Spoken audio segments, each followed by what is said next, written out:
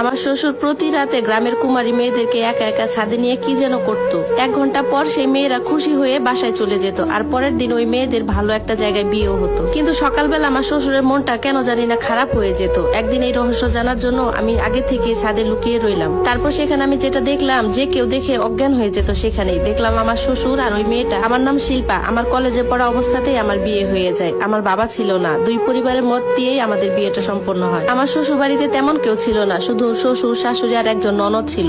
বিয়ের 1 বছর পর পরই আমার একটা মেয়ে হয়। আমার মেয়ের বয়স যখন 4 বছর, তখন আমার স্বামী হার্ট অ্যাটাকে মারা যায়। এরপর থেকে আমাদের পরিবার আর্থিক সমস্যায় পড়ে যায়। কোনো উপায় না পেয়ে আমার শ্বশুর একটা কাজ শুরু করলো। অবাক করা বিষয় হলো, উনি মেয়েদের চুল কাটার নাম করে মেয়েদেরকে রাতের বেলা ছাদে নিয়ে যেত। আমি আমার শ্বশুরের এই কাজ অনেক দিন থেকে লক্ষ্য করছিলাম। একদিন ভাবলাম যে উনি ছাদে গিয়ে কি করে সেটা আমি দেখবো। মেয়েকে ঘুম পাড়িয়ে আমি আস্তে আস্তে ছাদের সিঁড়ি বেয়ে উপরে উঠতেছিলাম, কিন্তু যখন একটু দূর গেলাম দেখি আমার শাশুড়ি সেখানে কড়া পাহারায় দাঁড়িয়ে আছে। তখন কোনো উপায় না পেয়ে আমি আবার পা টিপে টিপে বাসায় চলে আসলাম। একদিন দেখলাম বাবা অল্প বয়সে একটা মেয়েকে নিয়ে ছাদে যাচ্ছে, হাতে তার কাঁচিও ছিল, হয়তোবা তার চুল কাটতে যাচ্ছে। আমি তো আমার শাশুড়ির কথা ভেবে অবাক হতাম যে তিনি কিভাবে তার স্বামীকে এরকম মেয়েদের চুল কাটতে দেয়, তা আবার রাতের বেলায় একাই অন্ধকারে। আর আমার শাশুড়ি, উনি তো আবার দাঁড়িয়ে দাঁড়িয়ে পাহারাও দিচ্ছে। এদিকে আমার শ্বশুর আমার মেয়েকে খুব একটা পছন্দ করতো না। আমার 4 বছরের ছোট্ট মেয়েটির উপর আমার শ্বশুর এমন সব নিয়ম কানুন বাঁধিয়ে দিত, মনে হচ্ছিল আমার মেয়ে অনেক যুবতী হয়ে গেছে। আমরা মা মেয়ে তো ওনার পারমিশন ছাড়া বাহিরেও যেতে পারতাম না। মাঝে মধ্যে ওনার এসব কার্যকলাপ দেখে আমার ভীষণ খারাপ লাগতো, কিন্তু আমার তো কোথাও যাওয়ার জায়গা ছিল না। যেহেতু আমার বাবা ছিল না, আমার মাও ছিল অসহায়, এজন্য আমাকে বাধ্য হয়ে এই বাড়িতেই থাকতে হতো। গ্রামের সবাই জানতো আমার শ্বশুর যাদের মাথার চুল কাটে তারা অনেক সুন্দরী হয়ে যায়, আর তাদের সাথে সাথে বিয়েও হয়ে যায়।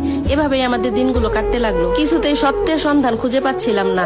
এভাবে আমার শ্বশুর আস্তে আস্তে গ্রামের মধ্যে বিখ্যাত হতে লাগলো। কিন্তু হঠাৎ আমার একটা আজব ব্যাপার সামনে এলো। আমার শ্বশুর যেসব মেয়েদের চুল কাটতো, পরের দিনই তাদের খুব ভালো ঘরে বিয়ে হয়ে যেত। একদিন আমার বাড়ির পাশের একটা যুবতী মেয়েকে তার মা আমার শ্বশুরের কাছে চুল কাটতে নিয়ে এলো। এটা দেখে আমি খুব খুশি হয়ে গেলাম। আমি মনে মনে ভাবলাম যে ওর মার কাছ থেকে আমি সবকিছু জানতে পারবো। আমার শ্বশুর রাতের বেলা ওই মেয়েটির সাথে কি কি করলো আর কিভাবে বা চুল কাটে। এরপর পরের দিন আমি যখন ওই মেয়েটার সাথে কথা বলতে চাইলাম, কিন্তু মেয়েটি চুপচাপ ছিল, তার মাও কিছু বলতে চাইলো না। একটা জিনিস খেয়াল করে আমি অবাক হলাম যে একটা চঞ্চল মেয়ে হঠাৎ করে এরকম চুপচাপ হয়ে গেল কেন। বাড়িতে এসে আমার মনের মধ্যে অনেকগুলো প্রশ্ন ঘুরপাক খেতে লাগলো। আমার স্বামীর মৃত্যুর পর আমার শাশুড়ি আমার জন্য অনেকগুলো বিয়ের প্রস্তাব এনেছিল, আমি সাথে সাথে না করে দিতাম। এই জন্য আমার শাশুড়ি আমাকে অনেক কথা শোনায়। এদিকে আমার শ্বশুরের সম্মান বাড়তেই লাগলো গ্রামের মধ্যে। মাঝে মাঝে ভাবতাম যে আমার স্বামীর মৃত্যুর পর আমার শ্বশুর যদি আমাদের পাশে না থাকতো, তাহলে আমরা এই মা মেয়ে কোথায় যেতাম। একদিন রাতের বেলা একটা অবাক করা বিষয় আমার চোখের সামনে এলো। দেখলাম একটা যুবতী মেয়ে চুল কেটে খুব হাসতে হাসতে নিচে নেমে এলো। এর অনেকক্ষণ পর আমার শ্বশুর নিচে নেমে এলো। দেখলাম ওনাকে খুব ক্লান্ত দেখাচ্ছে, আর উনি জোরে জোরে নিঃশ্বাস নিচ্ছিলেন। আরেকটা জিনিস খেয়াল করলাম, উনি চুল কাটতে যাওয়ার আগে সবসময় কালো জামা পরে যেতেন, আর যখন নিচে নেমে আসতেন তখন অন্য কাপড় তার গায়ে ছিল। সকালবেলা খেয়াল করলাম আমার শ্বশুর ঘরের ভিতরে দরজা বন্ধ করে শুয়ে আছে, আর আমার শাশুড়ি দরজার বাইরে নিচে শুয়ে আছে। যেদিন রাতে উনি কোনো মেয়ের চুল কাটতো, পরের দিন সারাদিন উনি ঘরের ভিতরে এইভাবে দরজা বন্ধ করে শুয়ে থাকতো। একদিন দেখি আমার শাশুড়ি রান্নাঘরে লুকিয়ে লুকিয়ে কান্না করতেছে। আমি জিজ্ঞাসা করলাম, মা আপনি কাঁদছেন কেন? উনি তখন চোখের পানি মুছতে মুছতে বলল, না না কাঁদবো কেন।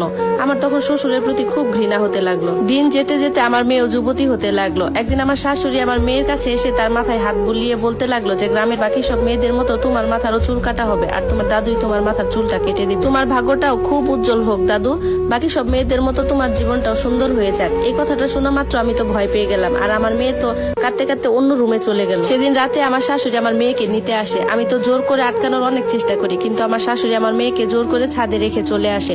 আমি তো চিৎকার করে কান্না করি। তখন আমার শাশুড়ি আমার দিকে চোখ রাঙিয়ে বলল, কান্না করে কোনো লাভ নেই, তোমার মেয়ের যদি ভালো করে বিয়ে হয় তাহলে তোমার স্বামীর আত্মা শান্তি হবে। কিছুক্ষণ পর আমার মেয়ে এসে আমাকে জড়িয়ে ধরে কান্না করতে লাগলো। আমি তো ওকে দেখে অবাক হলাম। ওর মাথার দিকে তাকিয়ে দেখলাম ওর চুলটা কাটা হয়নি। আমি তাকে অবাক হয়ে জিজ্ঞাসা করলাম, কি হয়েছে মা, দাদু তোমার সাথে কি করেছে? মেয়ে অবাক হলাম। ওর মাথার দিকে তাকিয়ে দেখলাম ওর চুলটা কাটা হয়নি।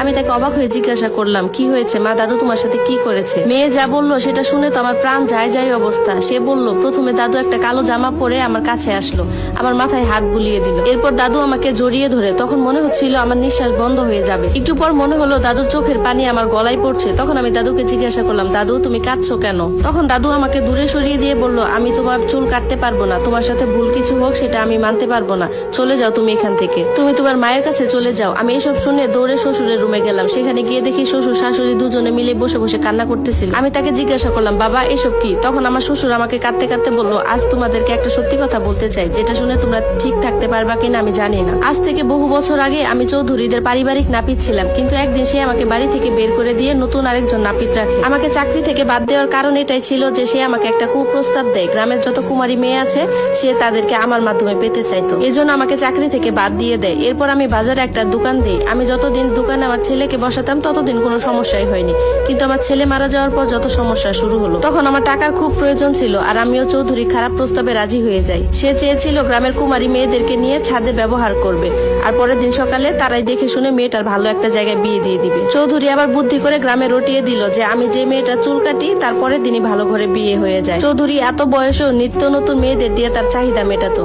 তার টাকার কোনো অভাব ছিল না, কিন্তু আর নয়, আমার শ্বশুরের মুখে এসব কথা শুনে আমি আর আমার মেয়ে তো কাঁদতে লাগলাম। এতগুলো বছর তো আমি এইসব কিছু বুঝতেই পারিনি। এই জন্যই হয়তো বা আমার শ্বশুর আমাকে আর আমার মেয়েকে কখনো ঘরের বাইরে যেতে দিত না। যদি ওই নোংরা মনের চৌধুরী সাহেব আমাকে বা আমার মেয়েকে দেখতো, তাহলে হয়তো বা তার ওই নোংরা চোখের শিকার হতে হতো আমাদের। এরপর আমার শ্বশুর বলল, কাপড় চোপড় সব গুছিয়ে নাও, আজই আমরা এই গ্রাম ছেড়ে অনেক দূরে চলে যাব।